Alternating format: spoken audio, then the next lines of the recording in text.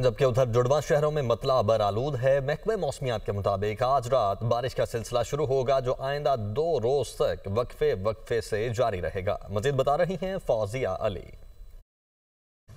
अच्छा, बिल्कुल। जुड़वा शहरों के मौसम के हवाले से आपको बताएं तो इस वक्त जुड़वा शहरों में बादलों के डेरे हैं।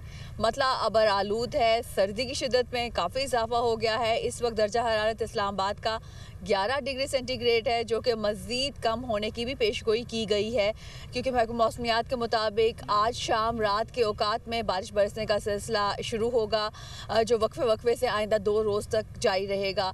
कल दिन के औकात में बताया जा रहा है कि तेज़ मूसलाधार बारिश हो सकती है इस्लामाबाद रावलपिंडी के बाज़ मकामात पर। इस वक्त मगरबी हवाओं का सिलसिला मुल्क के मगरबी हिस्सों में दाखिल हो चुका है, जिसके बाद बलूचिस्तान के बाज़ इलाकों में बारिश हो रही है। इसके अलावा खैबर पख्तूनख्वा के बाज़ मकामात पर भी बारिश का इम्कान जाहिर किया जा रहा है। ताहम आज शाम रात के दौरान इस्लामाबाद रावलपिंडी समेत कश्मीर, गिलगित बल्तिस्तान, पंजाब के बाज़ इलाकों में भी बारिश बरसने का इम्कान जाहिर किया गया है।